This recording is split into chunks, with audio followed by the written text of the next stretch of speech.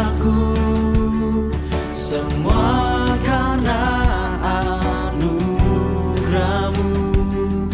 Pulihkanku dan selamatkan hidupku. Engkau ku sembah, Bapa mulia. Ku bersyukur kepadamu, oh Yesusku, karena anugerah-Mu hidupku berarti. Telah ku temukan kasih terbesar di dalam-Mu.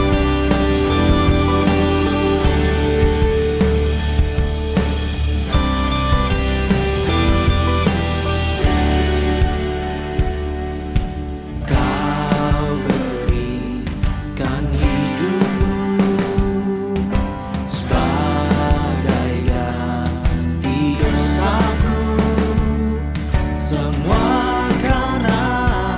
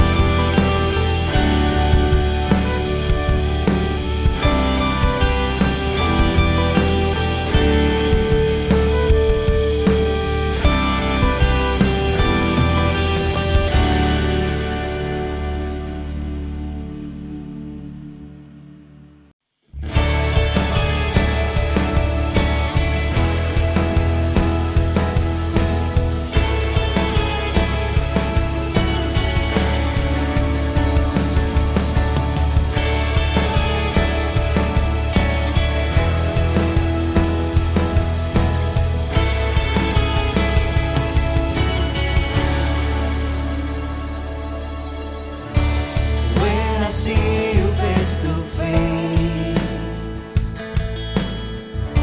I feel your love and mercy.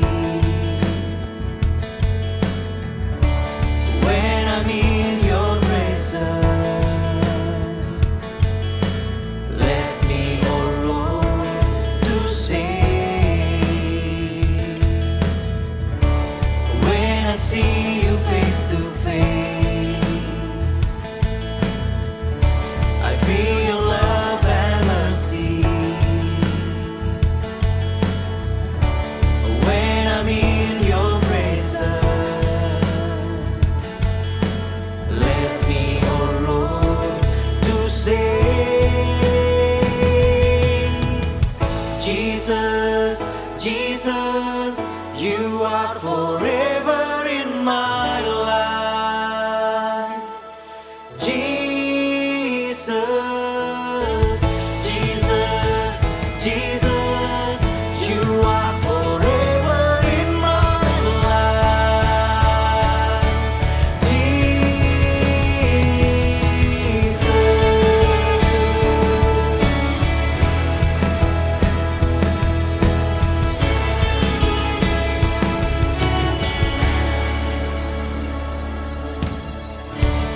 When I see you face to face, I feel your love and mercy. When I'm in your presence, let me, oh Lord, to say, let me, oh Lord, to say, let me, oh Lord, to say, Jesus, Jesus, you are forever in my life. Jesus, Jesus, Jesus, you are forever in my life. Jesus.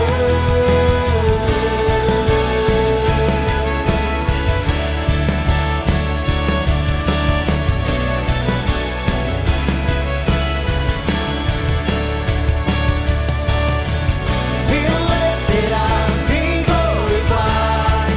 You are the one Almighty God. Be lifted up, be glorified. Be lifted up, be glorified. You are the one Almighty God. Be lifted up, be glorified.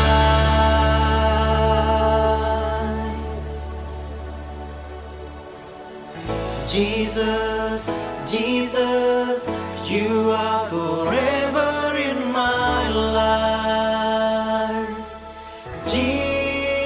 Jesus, Jesus, Jesus, you are forever in my life. Jesus, Jesus, Jesus, you are forever in my life. Jesus, Jesus, Jesus, you are forever in my life. Jesus, be lifted up, be glorified. You are the one Almighty God. Be lifted up, be glorified. Be lifted up, be glorified. You are the one Almighty God. Be lifted up, be glorified.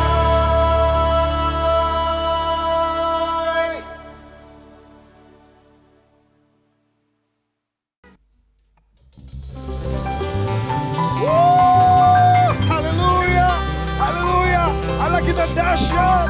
Haleluya, haleluya. Terpujilah nama Yesus Kristus Tuhan. Mazmur 37 ayat 4 mengatakan, dan bergembiralah karena Tuhan, maka Ia akan memberikan kepadamu apa yang diinginkan hatimu.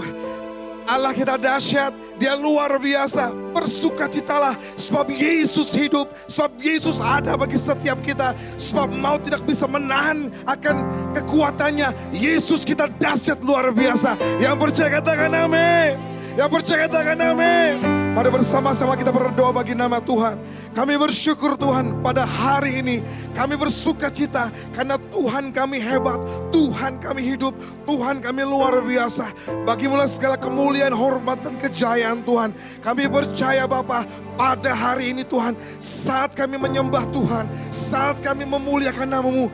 Mujizat Allah terjadi bagi setiap kami. Ada kesembuhan, ada pemulihan, ada kuasa Allah dinyatakan bagi setiap kami. Iman kami yang mulai lemah dikuatkan kembali.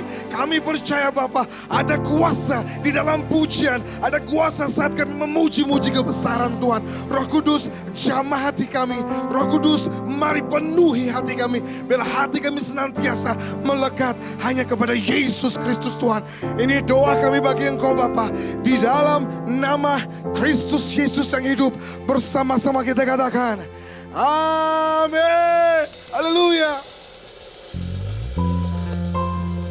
Makasih Tuhan. Engkau luar biasa bagi kami Tuhan. Engkau tiada tandingnya Bapa. Haleluya. Makasih Tuhan. Mari sama-sama katakan pelukis cakrawala. Pelukis cakrawala, merangkai jagat raya, pencipta alam semesta, pemilik kehidupan yang sanggup menyelamatkan. Dialah jalan kebenaran. Mari sama-sama serukan. Kami rindukan kuasa lawatan-Mu. Kebangkitan pasti terjadi. Oh, oh, oh. Datanglah dan bertata, kuat dan berkuasa. Hati bersatu menaikkan pujian. Belenggu dipatahkan, mujizat dinyatakan. Yuk sama-sama serukan. Great is our God. Nama di atas segala nama, Yesus kami yang perkasa. Haleluya. Mari sama-sama katakan pelukis cakrawala. Haleluya.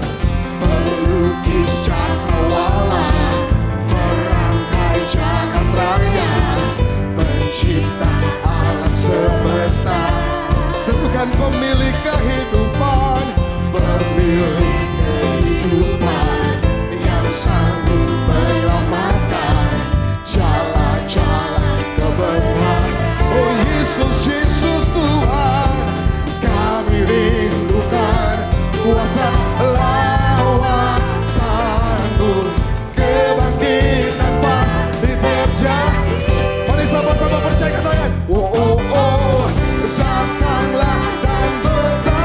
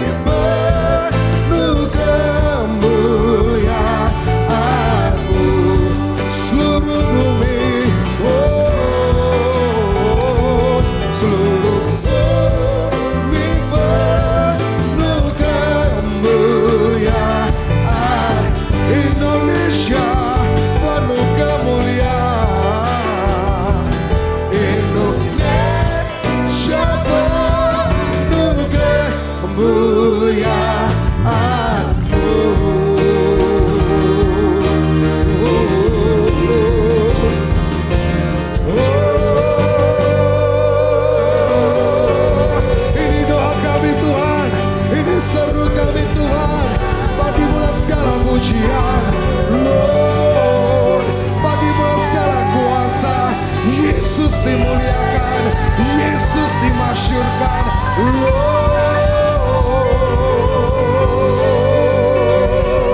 Haleluya. Mari angkat suara kita di hadapan Tuhan. Haleluya Tuhan. Oh, kami bersyukur, kami bersyukur untuk kemurahan-Mu Tuhan, bagi bangsa kami Tuhan, bagi negeri kami Tuhan. Lord, ini doa kami Tuhan, pulihkan bangsa kami, lawatlah bangsa kami, sembuhkan negeri kami Tuhan. Lord, kami merendahkan diri di hadapan-Mu Tuhan, kami merendahkan diri di hadapan-Mu Tuhan. Ampuni bangsa kami, ampuni negeri kami Tuhan. Belas kasihan-Mu Bapa, kemurahan-Mu Tuhan. Haleluya. Berkat-Mu bagi umat-Mu, berkat-Mu ya Tuhan.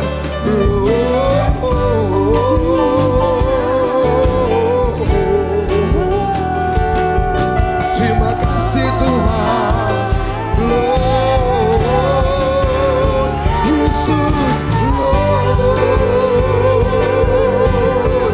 Mari buka hati bagi Tuhan. Firman-Mu, kuasa-Mu, lawatan-Mu, Lord. Haleluya. Yesus Engkau perkasa. Oh, Yesus. Haleluya.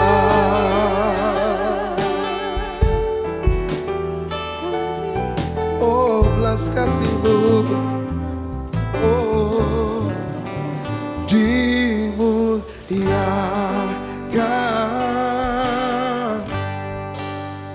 ditinggikan,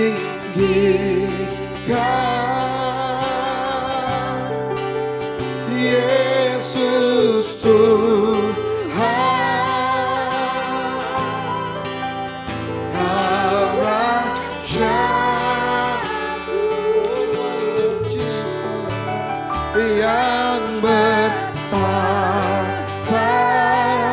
serukan yang berkuasa, Yesus Tuhan, Kau Raja.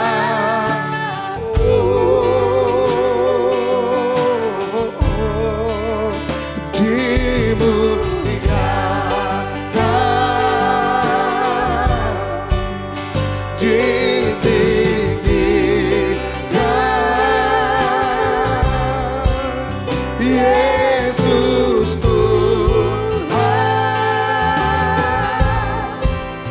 Kau Raja, Kau Raja pun yang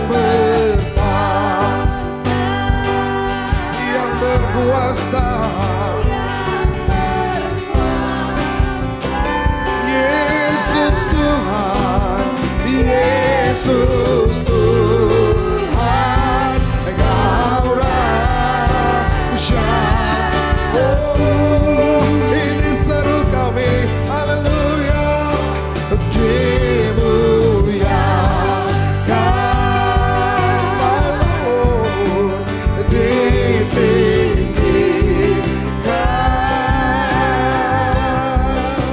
Yesus Tuhan, haleluya.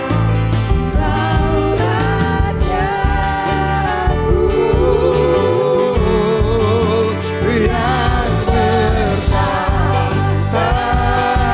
yang berkuasa, yang berkuasa, Yesus, Yesus Tuhan, Kau Raja. Oh, lebih lagi angkat suara kita, serukan, dimuliakan,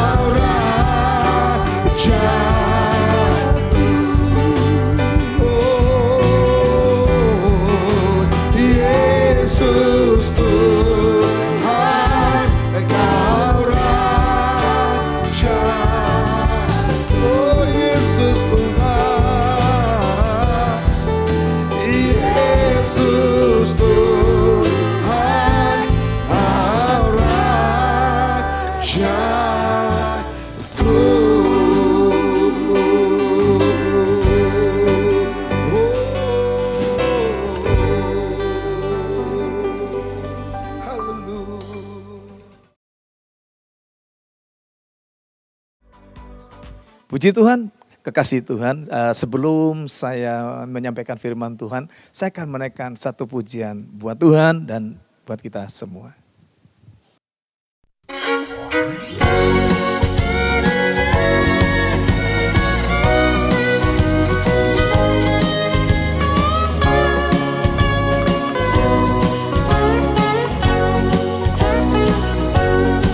Bila ku renungkan kasih Tuhan yang telah menyelamatkan diriku, walau salib berat ditanggungnya, apa balasanku padanya? Seperti Kristus mengasihi daku, ku mau mengasihinya selalu, membawa terang Injil keselamatan sampai Tuhan datang kembali. Oh, bukan pada harta yang fana, sukacita itu bertumpu, tapi sungguh takkan percuma bila melayani Tuhanku.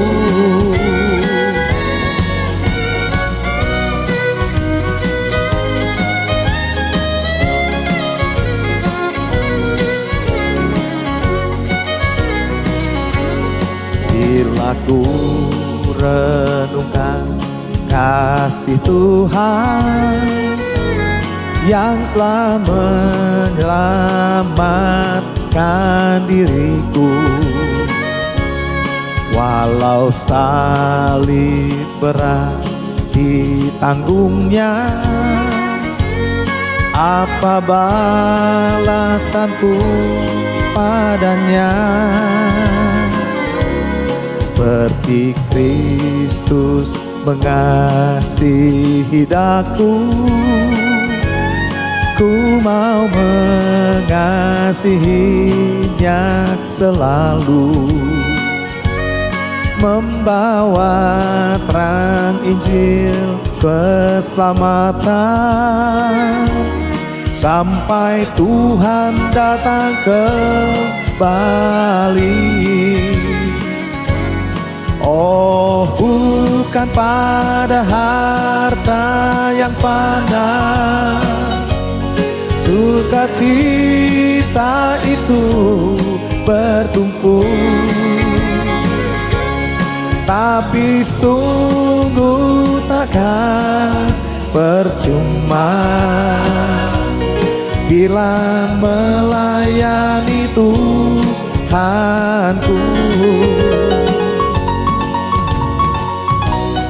Sungguh saudara, melayani Tuhan itu tidak pernah sia-sia. Dan memang itu Tuhan saudara. Layani Dia selagi masih ada kesempatan. Haleluya.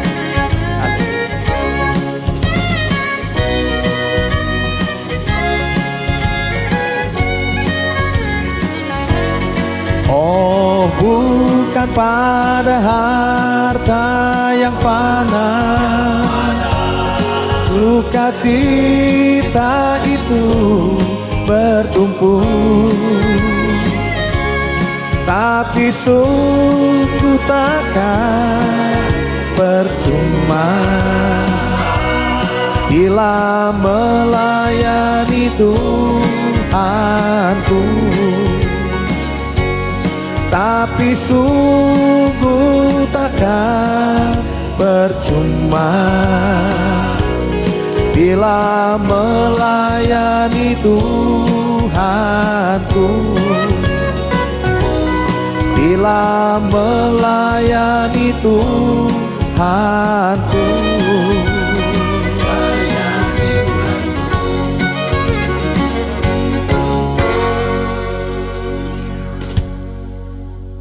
kasih Tuhan, sebelum kita dengarkan firman Tuhan, kita akan berdoa terlebih dahulu.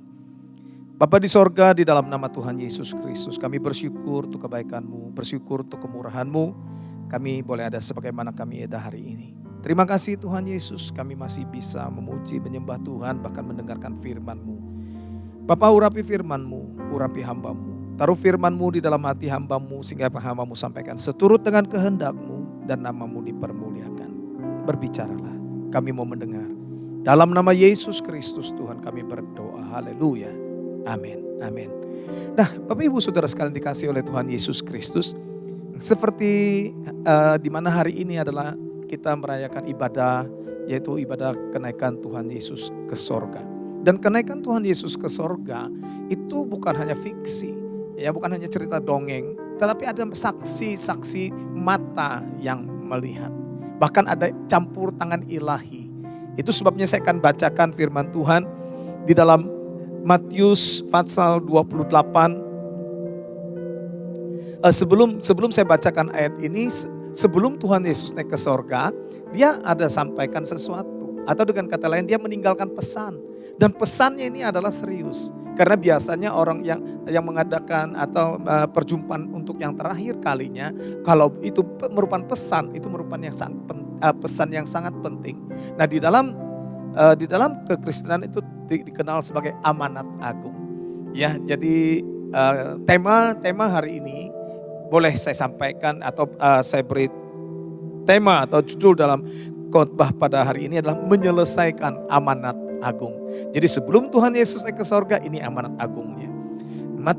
Injil Matius 28 ayat 18 sampai dengan ayat 20. Yesus mendekati mereka dan berkata, "Kepadaku telah diberikan segala kuasa di sorga dan di bumi.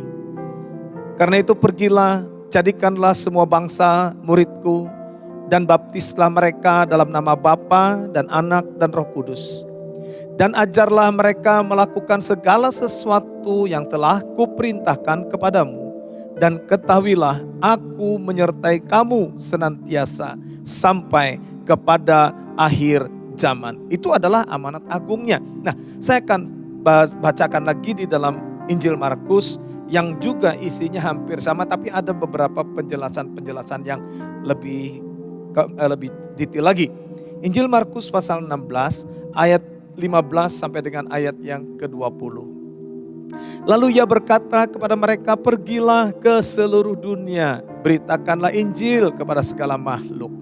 Siapa yang percaya dan dibaptis akan diselamatkan, tetapi siapa yang tidak percaya akan dihukum. Tanda-tanda ini akan menyertai orang-orang percaya. Mereka akan mengusir setan-setan demi namaku.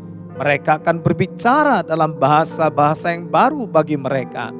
Mereka akan memegang ular, dan sekalipun mereka minum racun maut, mereka tidak akan mendapat celaka. Mereka akan meletakkan tangannya atas orang sakit, dan orang itu akan sembuh." Sesudah Tuhan Yesus berbicara demikian kepada mereka, terangkatlah ia ke sorga, lalu duduk di sebelah kanan Allah. Ayat 20, mereka pun pergilah memberitakan Injil ke segala penjuru. Dan Tuhan turut bekerja dan meneguhkan firman itu dengan tanda-tanda yang menyertainya. Saudara yang dikasihi oleh Tuhan Yesus, di sini lebih jelas lagi. Nah, saya tertarik kadang-kadang ada orang yang memanfaatkan atau orang-orang yang sepertinya mau mencobai Tuhan. Ya, ayat yang ke-18 di sini berkata, mereka akan memegang ular, dan sekalipun mereka minum racun maut, mereka tidak akan mendapat celaka. Saudara yang dikasihi Tuhan, ini kalau Tuhan tidak suruh, kita jangan nekat. Atau kalau memang kita tidak tahu, nah ada racun terminum, nah itu yang ada jaminan ini. Tapi kalau ada orang yang mau bunuh diri, minum racun maut, ya mati, saudaraku. Berarti kita mencobai Tuhan. Dan jangan mencobai Tuhan, ya. Jangan mencobai Tuhan. Ini maksudnya adalah ada perlindungan Tuhan. Ada perlindungan Tuhan bagi orang-orang yang percaya. Itu sebabnya jangan sampai Anda berpikir, kalau gitu saya coba minum racun, ya mati saudaraku. Ya itu berarti mencobai Tuhan. Satu lagi saudaraku, di dalam Kisah Para Rasul pasal yang pertama. Kisah Para Rasul pasal pertama ayat 9 sampai dengan ayat yang ke-11. Sesudah ia mengatakan demikian, terangkatlah ia disaksikan, perhatikan, terangkatlah ia disaksikan oleh mereka dan awan menutupnya dari pandangan mereka. Ketika mereka sedang menatap ke langit, waktu ia naik itu, tiba-tiba berdirilah 2 orang yang berpakaian putih dekat mereka dan berkata kepada mereka, "Hai orang-orang Galilea, mengapakah kamu berdiri melihat ke langit? Yesus ini yang terangkat ke sorga meninggalkan kamu akan datang kembali dengan cara yang sama seperti kamu melihat dia naik ke sorga." Bapak Ibu Saudara sekalian dikasih Tuhan, jelas sekali kenaikan Tuhan Yesus ke sorga tidak pakai tidak pakai roket, tidak pakai pesawat, enggak. Pada waktu sesudah dia menyampaikan pesan atau amanat agungnya, dia terangkat. Dia terangkat dan pasangan mata beberapa orang yang ada pada waktu itu menyaksikan Yesus terangkat ke sorga. Dan ada campur tangan ilahi, berarti ini ada satu peristiwa yang sangat-sangat luar biasa.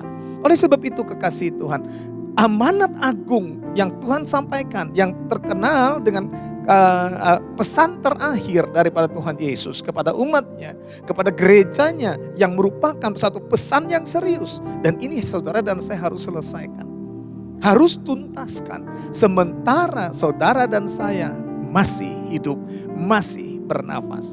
Karena amanat agung ini bukan hanya disampaikan kepada para rasul atau kepada murid-murid Tuhan, tapi kepada setiap murid-muridnya yang sampai hari ini saudara dapat mendengarkan firman Tuhan.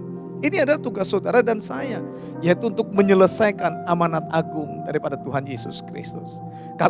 Sekali lagi saya katakan, selama kita masih bernafas, selama kita masih hidup, manfaatkan, gunakan kesempatan yang ada untuk menyelesaikan amanat agung Tuhan Yesus Kristus. Nah, apakah amanat agung Tuhan Yesus itu, saudaraku? Yang pertama adalah menjadikan semua bangsa murid Tuhan Yesus. Matius 28 ayat yang ke-19. Matius 28 ayat yang ke-19 Matius 28 ayat 19 yang berkata, "Karena itu pergilah, jadikanlah semua bangsa muridku dan baptislah mereka dalam nama Bapa dan Anak dan Roh Kudus." Jadi saudara dikasih Tuhan, yang pertama amanat agung itu adalah menjadikan semua bangsa murid Tuhan Yesus. Jadi bukan dijadikan anggotaku, anggota jemaatku, anggota gerejaku, keliru, tapi menjadikan seluruh bangsa, semua bangsa itu murid Tuhan Yesus Kristus. Nah, saya heran sekarang ini lagi demam saya katakan ada gereja-gereja yang tertentu sedang demam, yang seolah-olah kalau jemaatnya penuh itu rasanya ukuran sukses, walaupun dilakukan hal-hal yang bertentangan dengan yang dilakukan adalah tidak sesuai dengan firman Tuhan. Kenapa saya katakan tidak sesuai dengan firman Tuhan? Ada gereja-gereja yang kerjaannya, hobinya hanyalah memindahkan jemaat dari satu gereja yang sudah jemaat yang sudah bergereja, yang sudah melayani, dipindahkan kepada gerejanya. Apakah itu yang Tuhan kehendaki? Apakah itu yang Tuhan mau? Sehingga berpikir dengan ukuran gereja yang besar jumlahnya, walaupun caranya nggak benar, walaupun caranya memindahkan jemaat lain, jemaat yang sudah bergereja, yang sudah digembalakan, dipindahkan ke penggembalaannya. Nah, itu tentu saja tidak benar. Apa kebanggaannya? Apa kebanggaannya bagi gereja tersebut walaupun jumlahnya besar, tapi hanya memindah-mindahkan dari jemaat lain kepada jemaatnya. Saya sering berbicara kepada saudara, kepada jemaat Tuhan yang saya gembalakan. Saya tidak bangga kalau saudara membawa orang-orang yang sudah bergereja, membawa orang-orang yang sudah digembalakan, pindah ke tempat kita.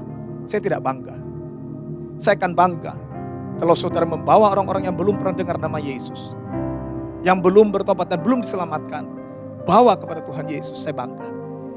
Ya, tapi kalau hanya comot sana comot sini, wah itu saudaraku bukanlah satu kebanggaan bagi kita.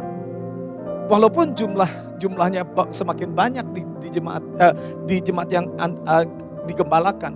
Tapi kalau hanya mencomot sana comot sini, itu bahkan saya pikir menyiksa orang. Satu kali saya dengar berita, sedih saudara. Ya kenapa? Ada satu gereja yang jemaatnya memang sudah tidak banyak. Tapi ada gereja baru, kemudian diambil tuh jemaat yang sudah tidak banyak itu diambil, dan dia sedih. Lalu sekarang sampai dia berkata, saya ini sekarang menggembalakan siapa? Coba lihat saudara. Apakah untuk memenangkan dunia ini hanya cukup satu sinode aja? Apakah untuk memenangkan dunia ini hanya cukup satu gereja Anda saja? Oleh sebab itu saudara yang dikasihi oleh Tuhan, kita juga harus pikirkan ini. Jangan egois. Ya kadang-kadang sedih juga saudara yang dikasihi Tuhan. Kadang-kadang di satu gedung itu bisa ada 2 gereja. Coba saudara. Ya, kadang-kadang saya pernah dengar yang ada orang jemaat yang salah pencet lift. Begitu salah pencet ke nomor yang ke lantai yang salah. Wah, diakennya berkata, mari sini sama aja, sama. Saya berpikir apa bedanya dengan orang karyawan yang bekerja di mall-mall, yang bekerja di misalnya di Kelapa Gading. Mari silakan mampir dan sebagainya. Memalukan. Benarkah kita memberitakan Injil? Benarkah kita menyelesaikan amanat agung? Di dalam satu wadah, di dalam satu tempat, di dalam satu gedung, ada beberapa gereja. Dan ini sungguh-sungguh memalukan. Saya pikir Tuhan tidak suruh, Tuhan tidak menyuruh seperti itu. Tuhan katakan beritakan Injil sampai ke ujung bumi. Kalau di satu tempat sudah ada gereja dan itu sudah Injili, sudah kebenaran yang diberitakan, kenapa harus ada lagi merek gereja lain? Bahkan yang lebih parah. Kadang-kadang masih ada tuh orang-orang dari gereja lain yang datang ke tempat gereja lainnya dan bertanya kepada para pelayan Tuhan, kamu di sini dikasih berapa? Ayo ikut aku, tak kasih nanti lebih banyak. Dengar kekasih Tuhan, untuk pelayanan terutama di bidang profetik, saya kasih tahu, itu bukan sembarangan. Daud pada waktu dia mau menyelenggarakan ibadah, pada waktu dia mau melaksanakan ibadah, itu hanya bani-bani tertentu yang dipakai. Bani Asaf, Heman, Yedutun, bukan sembarang bani. Untuk apa? Untuk bernubuat, untuk menyampaikan pesan Tuhan. Saudara yang dikasihi oleh Tuhan, celaka kalau mimbar dipakai untuk hal-hal yang seperti ini. Bukan lagi, sudah tidak ada lagi suara kenabian. Tidak ada lagi pesan daripada Tuhan. Yang ada hanyalah untuk yang rame-rame saja. Yang dicari pelayan-pelayan Tuhan dicomot di sana sini. Dipindahkan ke gerejanya. Ya, ke tempat gereja-gereja yang baru. Apakah itu yang Tuhan kehendaki? Nah, oleh sebab itu kekasih Tuhan, yang Tuhan mau adalah beritakan Injil sampai ke seluruh muka bumi untuk menjadikan murid Tuhan Yesus. Murid Tuhan Yesus. Bukan muridku, bukan kelompokku, bukan anggotaku. Saya tahu kadang-kadang ada aja orang yang tidak suka dengan gaya kepemimpinan atau dengan gaya penggembalaan saya tidak pusing. Mungkin dia lebih enjoy di tempat lain, silahkan. Yang penting Anda mati masuk surga, sudah itu aja. Karena jiwa-jiwa Tuhan punya kok. Dan saya mau kasih tahu, tidak ada gereja yang sempurna selama ada di dunia ini. Semua gereja pasti ada cacat celahnya. Hanya Anda tunggu waktu saja. Tunggu waktu saja. Anda tidak cocok di sini, pindah ke sana, sama tuh. Tunggu waktu, Anda pun akan pindah lagi ke tempat lain. Ada gereja baru, pindah lagi ke tempat lain. Nah, itu sebabnya saya mau sampaikan di sini, jangan sampai Anda tertipu dengan cara-cara yang tidak benar. Jangan sampai Anda dimanfaatkan. Ya, jangan sampai Anda dimanfaatkan. Biasanya kalau ada orang yang mengambil jemaat-jemaat yang sudah digembalakan, itu yang diambil bukan orang-orang yang miskin. Saya harus buka kartu nih. Saya harus ngomong terbuka nih.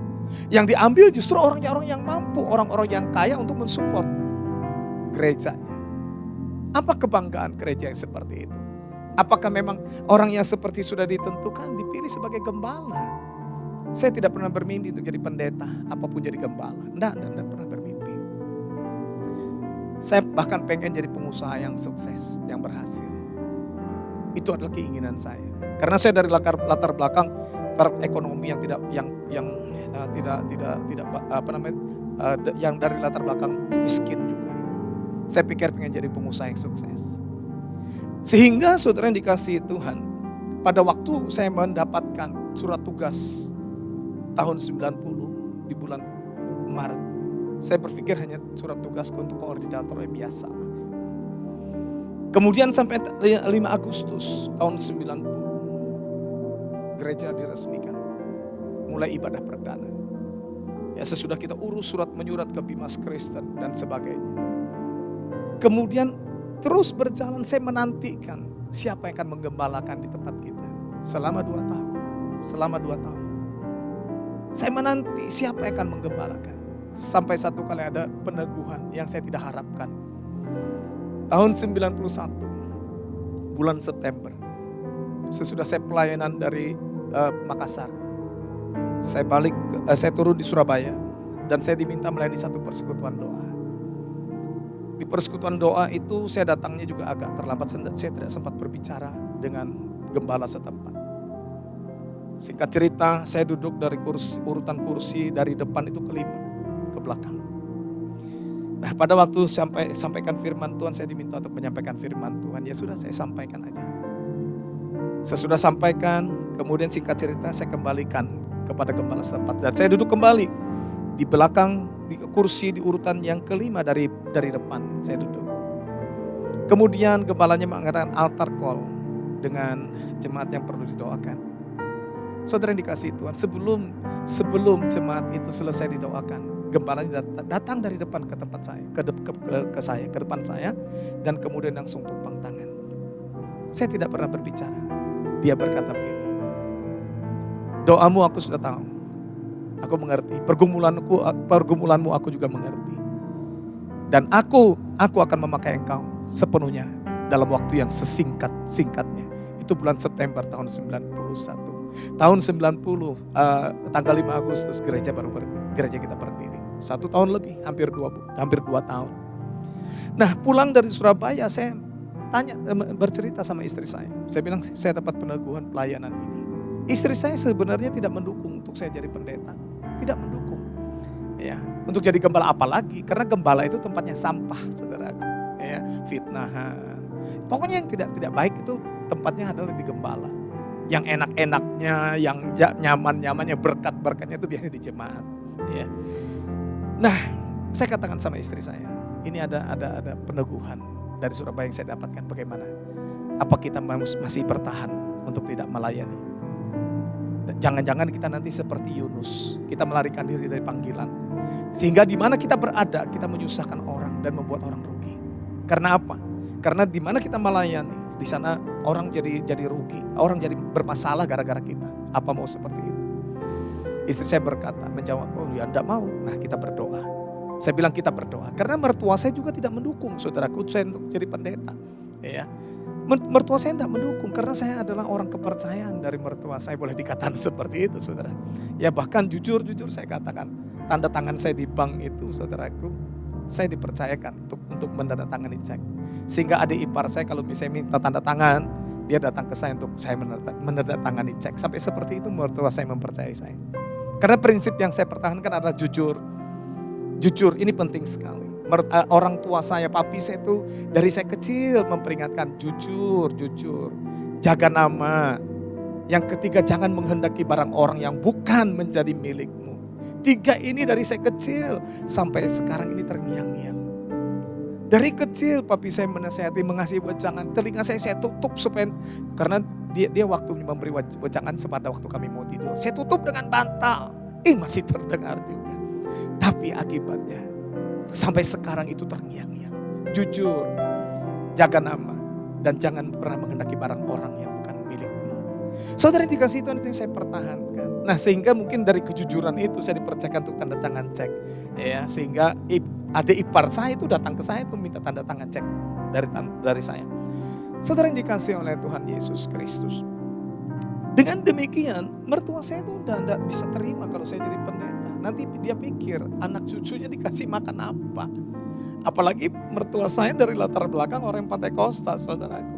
Ya mungkin dia pikir pendeta itu hidup dari salam tempel. Ya saya bisa mengerti lah. Dan saya sendiri juga tidak pengen jadi pendeta kok. Apalagi jadi gembala. Enggak terpikir. Makanya pada waktu saya sampaikan seperti itu dengan istri saya. Istri saya berkata, ya jangan sampai kita bikin orang susah. Oke, kita berdoa. Kalau Tuhan kehendaki tahun depan kita full time, kita akan melangkah. Kalau 5 tahun lagi Tuhan kata melangkah, baru kita melangkah. Yang penting kita berdoa. Saya pernah cerita kepada saudara di dalam ibadah biasa, dalam ibadah minggu. 4 hal yang saya pernah minta dengan Tuhan. Selama pergumulan saya hampir 2 tahun. Saya katakan, Tuhan ini kenapa gak ada orang yang mau menjadi gembala Tuhan? Kenapa?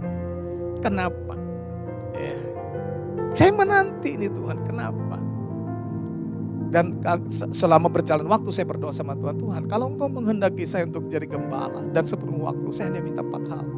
Yang pertama Tuhan, saya mau melayani Tuhan dengan pengurapan Allah dari tempat yang maha tinggi. Yang kedua, saya mau melayani Tuhan pada waktu saya sukses, pada waktu saya di puncak. Bukan pada waktu melarat, susah, sengsara, miskin.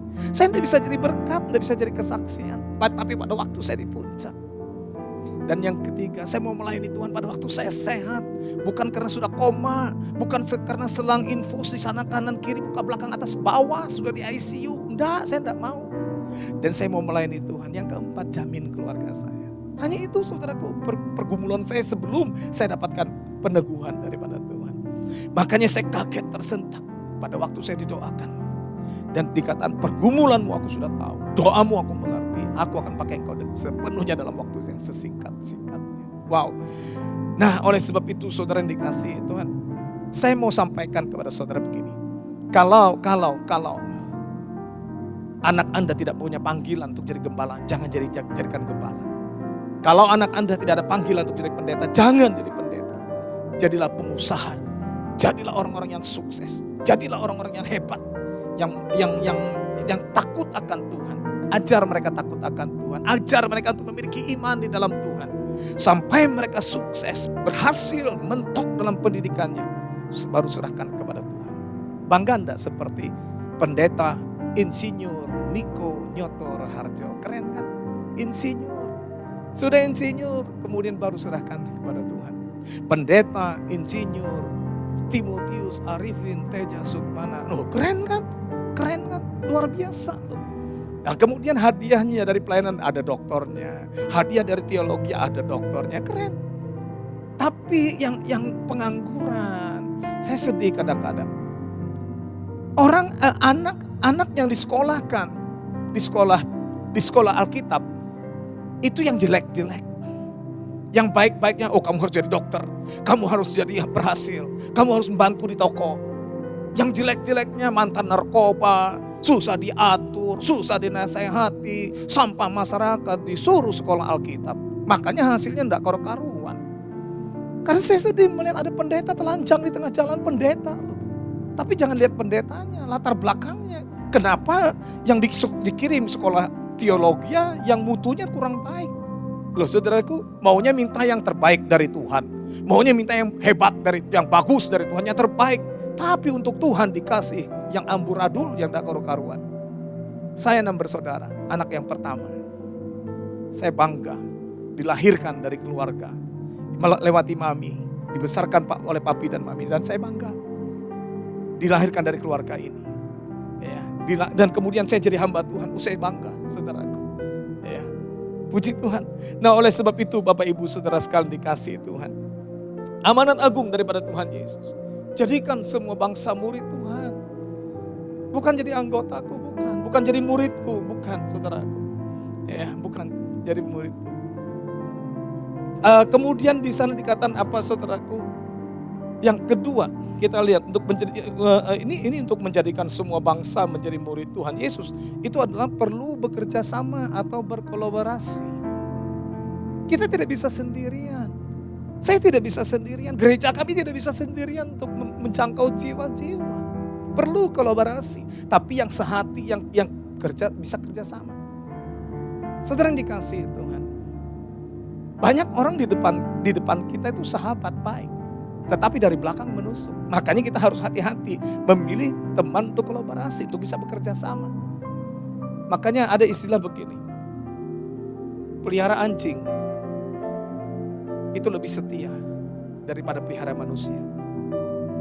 Iya, itu ada istilah seperti itu. Kadang-kadang kalau saya lihat media sosial, anjing-anjing bisa dididik, dikasih makan, bisa dirawat baik-baik, keren amat. Tapi siapa yang membunuh pemimpin? Bukan rudal. Orang yang dipercaya menusuk dari belakang. Nah, oleh sebab itu saudara yang dikasihi Tuhan, yang kedua adalah kita harus bisa bisa bekerja sama atau berkolaborasi. Injil Markus pasal 2 ayat yang pertama sampai dengan ayat yang ke-12. Injil Markus pasalnya yang kedua, ayat yang pertama sampai dengan ayat yang ke-12. Kemudian sesudah lewat beberapa hari, waktu Yesus datang lagi ke Kapernaum, tersiarlah kabar bahwa ia ada di rumah. Maka datanglah orang-orang berkerumun sehingga tidak ada lagi tempat, bahkan di muka pintu pun tidak. Sementara ia memberitakan firman kepada mereka, ada orang-orang datang membawa kepadanya seorang lumpuh, digotong oleh 4 orang. Tetapi mereka tidak dapat membawanya kepadanya karena orang banyak itu. Lalu mereka membuka atap yang di atasnya. Sesudah terbuka mereka menurunkan tilam, tempat orang lumpuh itu berbaring. Ketika Yesus melihat iman mereka, berkatalah ia kepada orang lumpuh itu, "Hai anakku, dosamu sudah diampuni." Tetapi di situ ada banyak duduk beberapa ahli Taurat. Mereka berpikir dalam hatinya, mengapa orang ini berkata begitu? Ia menghujat Allah. Siapa yang dapat mengampuni dosa selain daripada Allah sendiri? Tetapi Yesus segera mengetahui dalam hatinya bahwa mereka berpikir demikian. Lalu ia berkata kepada mereka, "Mengapa kamu berpikir begitu dalam hatimu? Manakah lebih mudah mengatakan kepada orang lumpuh ini, dosamu sudah diampuni, atau mengatakan bangunlah, angkatlah tilammu dan berjalan? Tetapi supaya kamu tahu bahwa di dunia ini anak manusia berkuasa mengampuni dosa," berkatalah ia kepada orang lumpuh itu, "Kepadamu kukatakan, bangunlah, angkatlah tempat tidurmu dan pulanglah ke rumahmu." Dan orang itu pun bangun, segera mengangkat tempat tidurnya dan pergi keluar di hadapan orang-orang itu. Sehingga mereka semua takjub lalu memuliakan Allah. Katanya, yang begini belum pernah kita lihat. Haleluya. Saudara yang dikasihi oleh Tuhan Yesus Kristus, perlu ada kerjasama yang baik. Saudara dapat bayangkan kalau 4 orang ini, karena dikatakan di sini adalah orang lumpuh ini diangkat oleh 4 orang. Ya, tadi dikatakan ayatnya yang ketiga. Ayat yang ketiga. Ada orang-orang datang membawa kepadanya seorang lumpuh, digotong oleh 4 orang. Bukan 3, 4 orang. Dan 4 orang ini saudaraku tentu ujung kanan kiri muka belakang. Dan itu harus sama-sama. Kalau yang satu aja menonjol, yang satu di depan misalnya atau di belakang mengangkat, memikul, sedangkan yang 3 orang tidak memikul, maka orang lumpuh itu akan jadi korban, akan terguling. Atau sebaliknya, di antara 3 ini 2 yang menonjol, sedangkan 2 yang memikul, 2 yang tidak, maka orang lumpuh pun akan jatuh. Dengar kekasih Tuhan, bukankah kita Tuhan katakan, beritakan Injil, bawa kabar baik, kemana ya? Kepada orang-orang yang lumpuh, orang-orang yang tidak memiliki pengharapan, orang-orang yang putus asa. Itu adalah tugas saudara dan saya.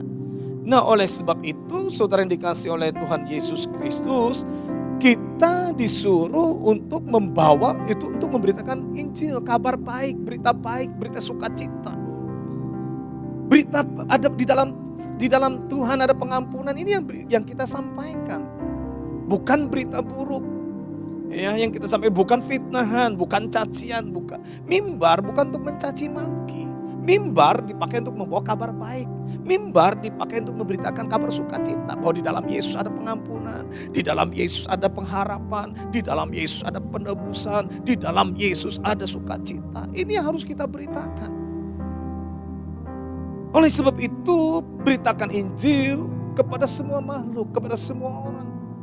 Orang mau terima atau tidak terima itu bukan urusan kita. Dan yang penting bagi saudara dan saya, kita tidak menjadikan orang, kita memberitakan Injil tidak menjadikan orang menjadi Kristen loh saudaraku. Saya mau kasih tahu sekali lagi. Jangan pernah memberitakan Injil untuk menjadikan orang menjadi Kristen.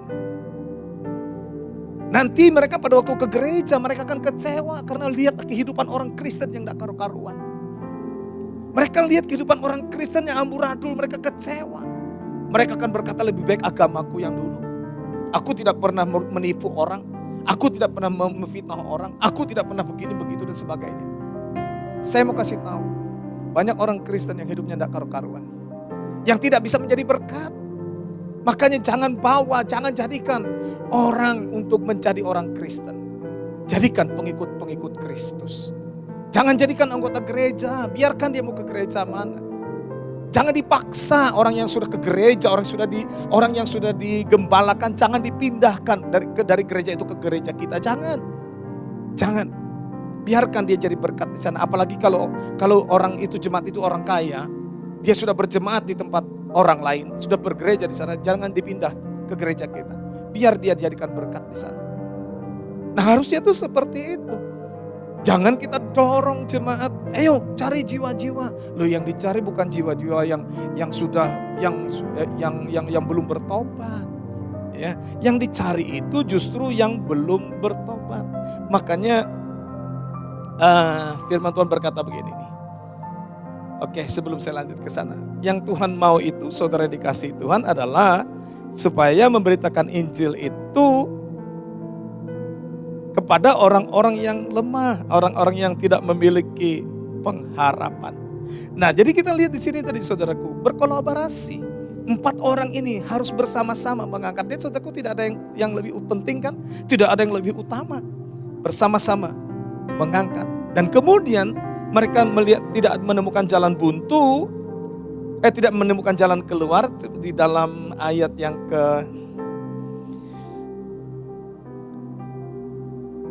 ayatnya yang ke-4. Tetapi mereka tidak dapat membawanya kepadanya karena orang banyak itu. Lalu mereka membuka atap yang di atasnya. Sesudah terbuka, mereka menurunkan tilam tempat orang lumpuh itu terbaring. Saudara, pada waktu orang lumpuh ini dibawa naik ke atas, saudara dapat bayangkan. Kalau tidak ada keseimbangan, kalau yang membawa ke atas ini saudaraku tidak bersama-sama sepakat, kemudian balance. Wah, saudaraku, dari tempat yang tinggi orang lumpuh ini bisa jatuh. Saudara, tugas saudara dan saya adalah membawa orang-orang buta, membawa orang-orang lumpuh, bukan secara fisik, buta, mata rohani yang tidak melihat kebenaran, lumpuh, artinya tidak bisa bergerak, tidak bisa berjalan, tidak memiliki langkah kepastian. Itu tugas saudara dan saya untuk kita bawa seperti 4 orang ini loh saudaraku. Mereka bawa orang lumpuh itu dan kemudian ada penghalang. Bersama-sama 4 orang ini membuang penghalang itu. Membuka tutup yang membuka dak bangunan itu supaya dibuang. Supaya orang lumpuh ini bisa diturunkan. Menurunkannya pun bersama-sama. Dan orang lumpuh ini diturunkan di mana? Tepat di depan Yesus. Bukan di depan merek gerejaku. Bukan. Di depan Yesus. Sehingga kalau orang lumpuh ini ketemu Yesus. Dan kemudian terjadi mujizat. Maka pada waktu dia ke gereja. Sekalipun dia ketemu bajingan di gereja. Sekalipun dia ketemu mantan pelacur. Sekalipun dia ketemu orang-orang yang pernah menipunya. Dia tidak akan tinggalkan ibadah. Dia tidak akan tinggalkan Yesus. Tapi kalau Anda membawa orang. Memberitakan Injil supaya jadi Kristen. Dia akan kecewa. Dia akan sakit hati. Dia akan berkata, ternyata di gereja banyak penipu. Ternyata di gereja banyak bajingan. Ternyata di gereja banyak pelacur. Ternyata di gereja banyak penjahat. Dia akan kecewa dan akan murtad. Dia akan murtad, saudaraku. Beritakan Injil dengan berkolaborasi bersama-sama. Tidak ada gereja yang nomor satu. Tidak ada hamba Tuhan yang nomor satu. Setiap hamba Tuhan siapapun juga pasti mati. Tidak ada yang hebat. Satu-satu yang hebat adalah Yesus Kristus Tuhan. Kesana kita harus fokus. Masing-masing kita dipercayakan Tuhan masing-masing talenta. Lakukan apa yang seperti Tuhan mau. Tidak perlu yang kita lebih menonjol daripada yang lain. Nah, yang ketiga, saudaraku. Yang ketiga kita lihat Matius pasal 9 ayat 35 sampai dengan ayat 38. Yaitu minta pekerja untuk menuai tuaian yang belum dituai. Jadi saudara yang dikasihi Tuhan, amanat agung Tuhan Yesus itu adalah menjadikan semua bangsa murid Tuhan Yesus. Menjadi murid. Begini saudara, untuk percaya kepada Yesus tidak perlu bayar harga. Tapi untuk menjadi murid Yesus harus bayar harga. Harganya apa? Ketaatan. Harus. Tanpa ketaatan, dengar, tanpa ketaatan tidak ada sorga. Pasti. Nah, yang kedua, untuk menjadikan semua bangsa menjadi murid Tuhan Yesus, itu perlu bekerja sama atau berkolaborasi. Jangan pernah kita berpikir kita adalah yang terbaik. Nah, kita tidak sempurna, kita belum terbaik, tapi kita ingin berbuat yang terbaik supaya nama Tuhan dipermuliakan. Dan yang ketiga, yang terakhir, minta pekerja untuk menuai tuaian yang belum dituai. Kan firman Tuhan katakan juga seperti itu. Injil Matius pasal 9 ayat 35 dan 30 sampai 38. Demikianlah Yesus berkeliling ke semua kota dan desa. Ia mengajar dalam rumah-rumah ibadat dan memberitakan Injil kerajaan sorga serta melenyapkan segala penyakit dan kelemahan.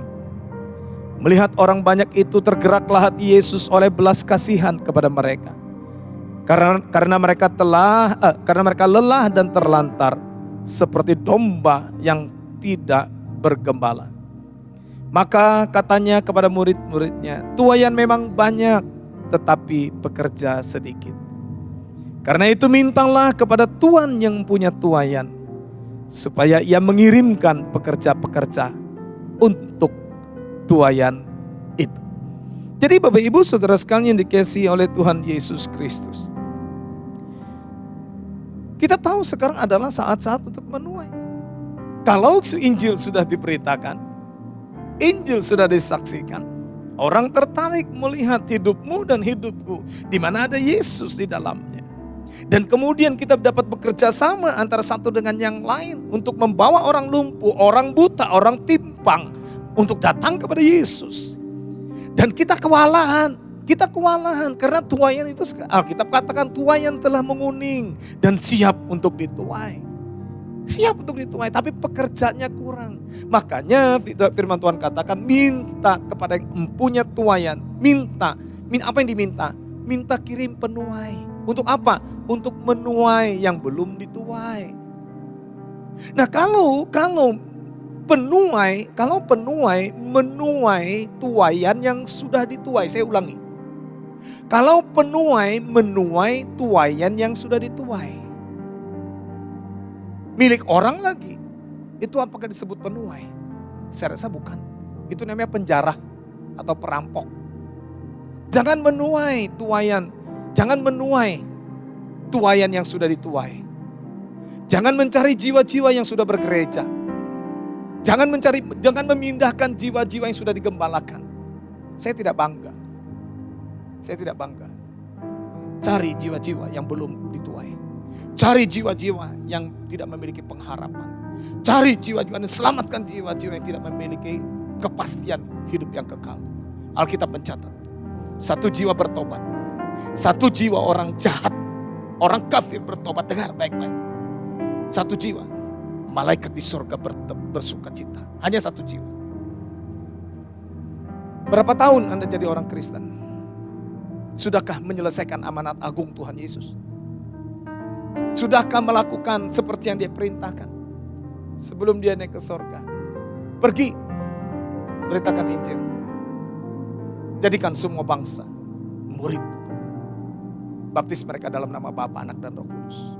Yaitu dalam nama Yesus Kristus. Nah, Oleh sebab itu, saudara yang dikasihi oleh Tuhan Yesus Kristus, ini penting sekali bagi saudara dan saya. Ya, oleh sebab itu, saudara yang dikasihi Tuhan, belajar dari firman Tuhan. Belajar sungguh-sungguh supaya kita tidak salah di hadapan Tuhan. Saudara yang dikasihi oleh Tuhan Yesus Kristus, memberitakan Injil bukan hanya di gedung-gedung. Memberitakan Injil bukan hanya di tempat-tempat di kota-kota besar. Belajar dari Tuhan Yesus. Apa yang Tuhan Yesus lakukan? Dia memberitakan Injil. Masuk dari kota-kota ke desa-desa. Itu yang dia lakukan. Ya, dia tidak hanya memberitakan Injil hanya di hotel-hotel. Dia tidak hanya memberitakan Injil hanya di tempat-tempat yang nyaman. Saya bersyukur kepada Tuhan. Ya, kita pernah ke daerah yang namanya Hayaping. Kita pernah pelayanan ke daerah yang namanya Kalahien. Kita pernah ke pelayanan ke daerah yang namanya Gamus. Kita pernah pelayanan ke daerah yang namanya di dekat Murung Pudak itu saya lupa. Bahkan kita juga sampai ke Kuala Kurun. Jalan-jalan yang tidak enak. Tetapi itu yang Tuhan mau. Memberitakan Injil bukan hanya di gedung. Ya, tetapi di tempat-tempat yang bagi daging ini berontak. Jadi saudara yang dikasihi oleh Tuhan Yesus Kristus. Jangan sampai kita justru menjadi sandungan untuk orang datang kepada Tuhan. Mungkin kita berkata, aku tidak bisa khotbah, tapi lewat kesaksian hidup engkau bisa untuk membawa orang datang kepada Yesus. Saudara pernah dengar namanya Mahatma Gandhi? Mahatma Gandhi itu pernah berkata, hampir-hampir aku jadi orang Kristen. Kenapa? Karena dia membaca Alkitab, pengajaran Tuhan Yesus di bukit tentang berbahagialah, berbahagialah, berbahagialah. Kenapa dia kemudian mundur dan tidak jadi Kristen? Karena ulah orang Kristen. Ulah orang Kristen yang membuatnya tidak jadi orang Kristen. Saudara yang dikasihi Tuhan, satu jiwa hilang. Dan satu jiwa itu berharga. Pada satu jiwa orang gila, 2000 ekor babi nilainya. Apa yang Anda sudah korbankan untuk membalas kasih Tuhan yang sudah menyelamatkan hidupmu? Yesus korbankan nyawanya untuk menyelamatkanmu dan menyelamatkanku. Begitu berharganya, begitu bernilainya nyawa kita ini. Tapi untuk pekerjaan Tuhan, kita masih hitung-hitungan. Oleh sebab itu, Bapak Ibu, Saudara sekalian dikasihi oleh Tuhan. Mari ikuti apa yang Tuhan mau. Jadikan semua bangsa murid Tuhan.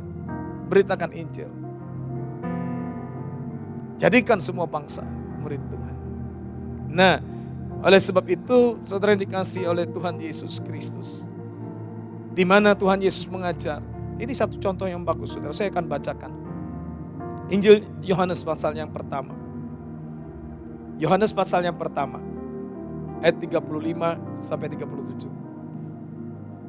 Pada keesokan harinya Yohanes berdiri di situ pula dengan 2 orang muridnya. Dan ketika ia melihat Yesus lewat, ia berkata, lihatlah anak domba Allah. Kedua murid itu mendengar apa yang dikatakannya itu. Lalu mereka pergi mengikut Yesus. Apa Yohanes sedih? Apa Yohanes marah? Enggak. Karena Yohanes mengarahkan murid-muridnya kepada Yesus. Dia berkata, lihat anak domba Allah yang menghapus dosa dunia. Yohanes tidak berkata, lihat aku. Lihat merek gerejaku. Lihat organisasi sinodeku. Nah, lihat anak domba Allah. Lihat anak domba Allah. Ini sesuatu yang luar biasa. Ayo bawa jiwa-jiwa. Kenalkan kepada Yesus. Bukan kepada merek gereja kita. Bukan. Dan kalau orang itu sudah diselamatkan. Dia mau ke ibadah di mana silahkan. Tapi jangan dipaksa-paksa. Jangan dibawa orang yang sudah bergereja. Saya mohon, orang yang sudah digembalakan, orang yang sudah berjemaat, apalagi orang tua orang kaya, jangan dipindah dari gereja yang asal. Jangan, biarkan dia jadi berkat di gerejanya. Biarkan, ya, biarkan supaya gereja yang menggembalakan orang itu juga sehat, juga bisa bertumbuh. Karena walaupun bagaimana saudara yang dikasihi Tuhan, gereja perlu biaya. Tuhan Yesus tidak perlu uangmu dan uangku, Tuhan tidak perlu. Tapi pekerjaan Tuhan perlu dana kita, perlu uang kita. Untuk memberitakan Injil itu perlu dana. Untuk pelayanan online seperti ini perlu dana. Kita beli lighting, kita beli perangkat teknologi lainnya. Supaya kalau tidak ada duit, dari mana kita bisa seperti ini, saudara? Dan ini saya bukan pengusaha untuk bisa menyediakan segala-galanya ini. Semua adalah karena korban, saudara. Oleh sebab itu biarkan mereka beribadah di tempat di mana Tuhan sudah taruh mereka di sana. Kita tidak perlu tarik-tarik mereka. Demikian juga sebaliknya. Kalau saudara sudah merasa diberkati di gereja ini, siapapun yang menarik saudara, katakan sorry, saya sudah berjemaat di tempat ini. Saya sudah bergereja di tempat ini. Satu kali saudaraku, ada seorang diaken kita berkata begini, Pak, kita buka cabang di tempat itu, Pak. Disebutkan namanya. Kenapa saya bilang? Saya jengkel sekali. Saya dipaksa-paksa untuk ke gerejanya. Saya bilang saya ini sudah diaken di gereja ini, di Gibirok sudah jadi diaken.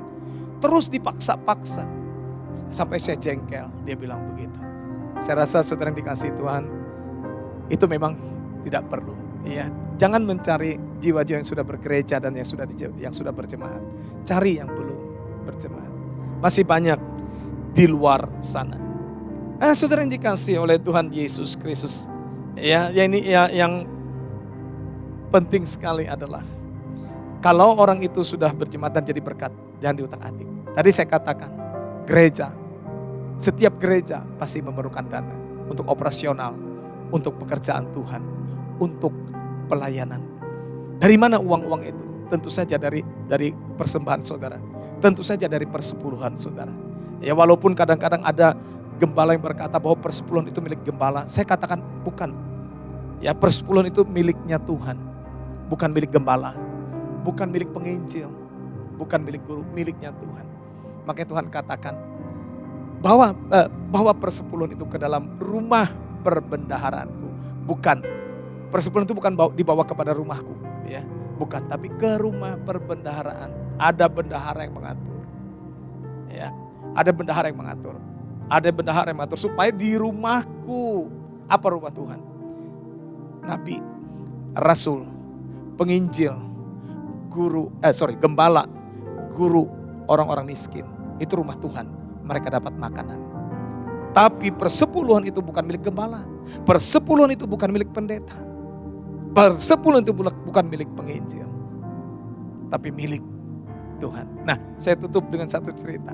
Satu kali ada teman saya, orang kaya, jemaat kita di Banjarmasin. Dia pindah ke satu kota. Beberapa tahun kemudian dia telepon saya. Dia katakan, dia mau kasih persepuluhan ke tempat kita. Dia seorang pengusaha. Saya pikir kalau persepuluhannya banyak sekali. Apa kemudian saya langsung terima? Saya bilang, enggak, jangan, saya bilang. Loh kenapa? Dia bilang, saya tidak sejahtera dengan pendeta di sana katanya. Dengan pendeta yang saya sekarang ikuti. Saya bilang kalau Anda tidak sejahtera di sana, pindah ke gereja lain. Dan kemudian persepuluhan Anda di mana Anda dibesarkan, di mana Anda dirawat, di mana Anda digembalakan, kasihkan ke sana. Dia kaget saudaraku. Loh kenapa bisa nggak bisa? Saya bilang enggak, saya enggak mau menerima yang salah. Ya siapa yang tidak pengen duit? Tapi kejujuran, jalurnya yang benar, itu harus diluruskan. Supaya kita tidak salah di hadapan Tuhan. Uang bisa habis, uang cari-carian. Tapi kalau kita salah di hadapan Tuhan, kita tidak akan diberkati Tuhan. Pekerjaan Tuhan tidak akan pernah diperkenan Tuhan. Capek saudaraku. Nah, oleh sebab itu sekali lagi saya katakan, cari jiwa-jiwa, beritakan Injil keselamatan. Bawa kabar baik. Di dalam Yesus ada pengampunan. Di dalam Yesus ada penebusan. Di dalam Yesus ada pertobatan. Di dalam Yesus ada kesembuhan dan sebagainya. Dan kemudian bawa yang lumpuh, bawa yang buta, lumpuh rohani, buta rohani, bawa datang kepada Tuhan. Bawa di hadapan Tuhan, yang lumpuh bawa di depan Tuhan, bawa kepada Tuhan. Sesudah dia sehat, sesudah dia tidak lagi lumpuh, sesudah matanya terbuka, biarkan dia mencari tempat ibadah di mana dia bisa bersuka cita, di mana dia damai sejahtera. Dan kita tidak perlu memindah-mindahkan orang yang sudah punya tempat untuk beribadah. Apalagi orang itu adalah orang kaya. Biarkan dia beribadah di tempat di mana dia sudah Tuhan taruh. untuk menjadi berkat di sana. Jangan sampai kita mencontoh orang-orang yang tidak baik. Jangan sampai kita mencontoh orang-orang yang memindahkan, yang suka memindahkan. Pelayan-pelayan Tuhan mau dipindahkan, jemaat-jemaat Tuhan mau dipindahkan ke gerejanya. Pengusaha-pengusaha mau dipindahkan ke gerejanya. Kita tidak seperti itu. Kita tidak seperti itu. Tuhan pasti tidak suka dengan perbuatan seperti itu. Yang Tuhan mau adalah penuai yang menuai tuaian yang belum dituai. Bukan menuai tuaian yang sudah dituai. Itu namanya penjara atau perampok. Tuhan Yesus kiranya memberkati setiap kita. Amin. Siapkan hati kita untuk bersekutu dengan tubuh dan darah Tuhan Yesus Kristus. Kita akan naikkan satu pujian sebelumnya. Peganglah tanganku Roh Kudus setiap hari. Ku tak dapat jalan sendiri tanpa Roh-Mu. Bawalah diriku kepada segala kebenaran, agar ku tidak tersesat mengikuti jalan-Mu. Peganglah tanganku Roh Kudus.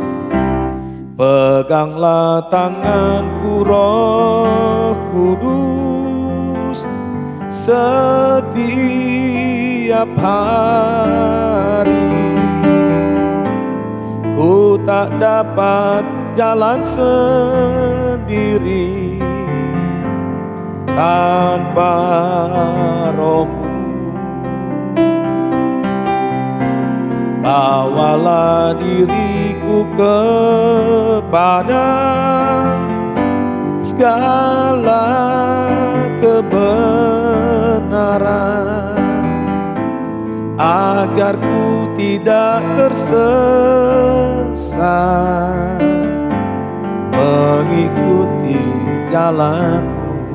Sementara musik mengalunkan pujian ini, kita berdoa.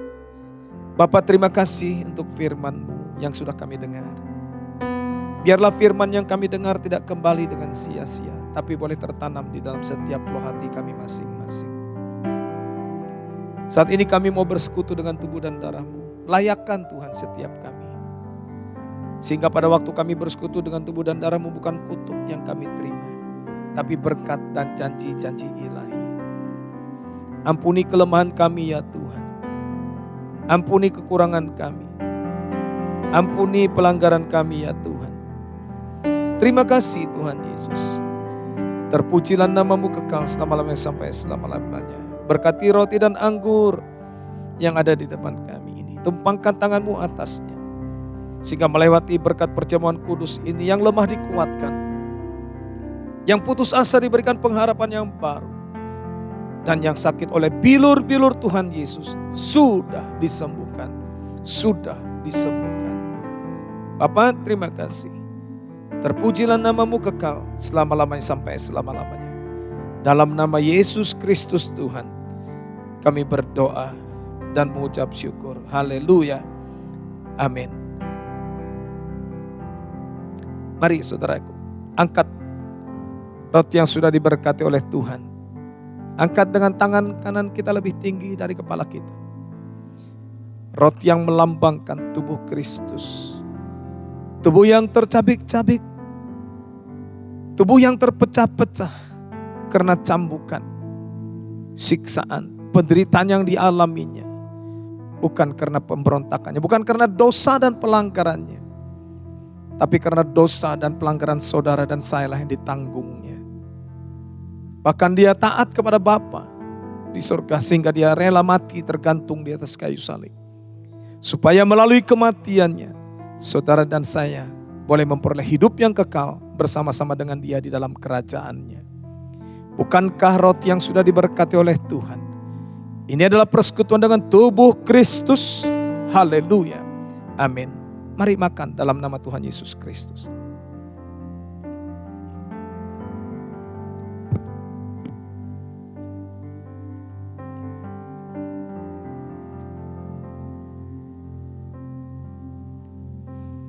Mari angkat cawan pengucapan syukur. Yang atasnya kita mengucap syukur. Firman Tuhan berkata, semua manusia telah berdosa dan telah kehilangan kemuliaan Allah. Upah dosa adalah maut, tapi karunia Allah adalah hidup yang kekal. Firman Tuhan berkata, marilah kita berperkara. Sekalipun dosamu merah seperti kermisi, akan menjadi putih seperti salju. Sekalipun berwarna merah seperti kain kesumba, akan menjadi putih seperti bulu domba. Tidak ada bahan pencuci di dunia ini yang dapat menyucikan dosamu dan dosaku, kecuali darah Yesus Kristus Tuhan. Bukankah cawan pengucapan syukur yang atasnya kita ucapkan syukur? Ini adalah persekutuan dengan darah Kristus. Haleluya. Amin. Minum dalam nama Tuhan Yesus Kristus. Haleluya. Kudus, kudus Tuhan, kudus namamu. Ku beri syukur dalam simfoni indah. Ajaib, ajaib, ajaib, ajaib Tuhan, ajaib namamu. Nama yang beri menang, Yesus Tuhanku. Peganglah tanganku Roh Kudus, peganglah tanganku Roh Kudus, setiap hari. Ku tak dapat jalan sendiri tanpa Roh-Mu.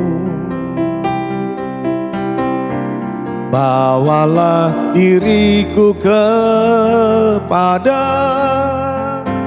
segala kebenaran, agar ku tidak tersesat mengikuti jalan-Mu, agar ku tidak tersesat mengikuti jalan-Mu, agar ku tidak tersesat mengikuti jalan-Mu. Mari kita berdoa. Bapa, terima kasih Engkau sudah memberkati setiap kami. Tidak terkecuali Tuhan, yang di rumah juga Tuhan sudah Engkau memberkati. Perlindungan, pemeliharaan, penyertaan-Mu ada atas setiap kami. Melalui persekutuan dengan tubuh dan darah-Mu, kami diberikan kekuatan yang ekstra yang oleh Yesus Kristus Tuhan. Kami semakin intim dengan Tuhan. Terima kasih Tuhan Yesus. Melalui persekutuan dengan tubuh dan darah-Mu, kami semakin dikuatkan di dalam Tuhan. Bapa, tidak lupa juga kami berdoa untuk bangsa dan negara kami ke dalam tangan. Kami serahkan ke dalam tangan Tuhan. Biar kiranya Engkau sembuhkan dari wabah virus corona ya Tuhan. Sembuhkan dan pulihkan juga perekonomian Indonesia. Nama-Mu dipermuliakan. Berikan hikmat dan tuntunan-Mu kepada hamba-Mu, Bapak Presiden Joko Widodo. Sehingga setiap keputusan yang diambil seturut dengan kehendak dan rencana-Mu. Dan nama-Mu dipermuliakan dan Indonesia dipulihkan dan disembuhkan. Tidak lupa untuk Kalimantan secara keseluruhan. Engkau juga Tuhan menyembuhkan dari wabah virus corona. Dan juga memulihkan dari perekonomiannya. Di dalam nama Yesus Kristus Tuhan. khususnya Kalimantan Selatan dan Kalimantan Tengah. Engkau memberkati, menyembuhkan dari wabah virus corona, dan dari perekonomiannya Tuhan juga pulihkan demi nama Yesus Kristus Tuhan. Kota kami Banjarmasin kami serahkan ke dalam tangan kuat kuasa-Mu.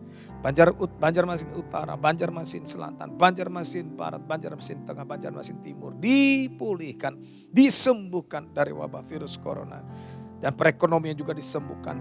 Penghasilannya dari warganya juga Engkau memberkati. Sehingga nama-Mu dipermuliakan. Keamanan, ketentraman, ketenangan yang datangnya daripada Tuhan menyelimuti kota kami Banjarmasin.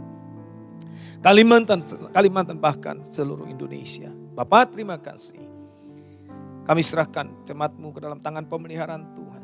Baik yang ada di Banjarmasin, di Banjarbaru, Kota Baru, Kuala Kapuas, Palangkaraya, Kuala Kurun. Tuhan Engkau memberkati. Demikian juga yang ada di Sampit ya Tuhan.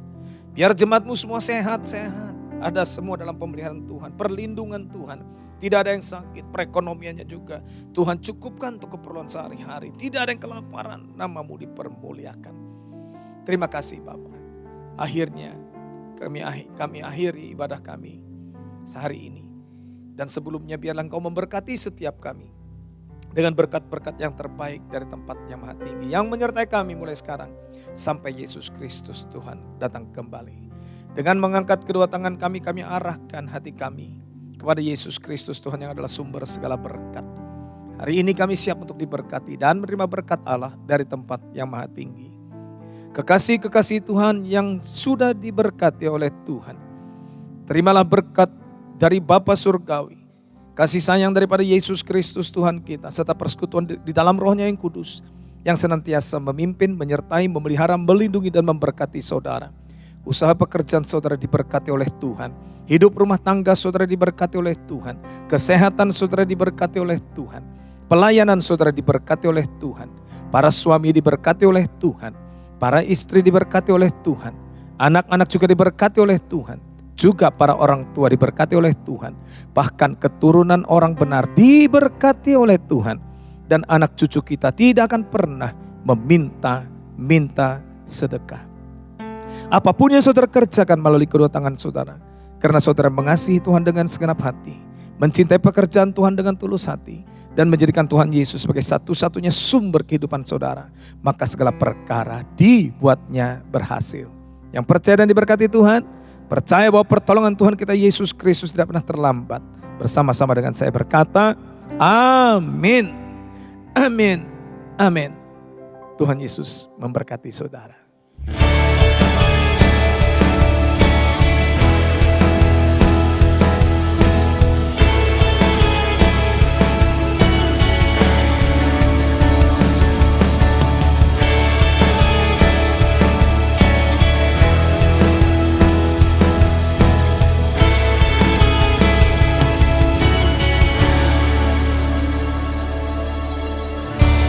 When I see you face to face,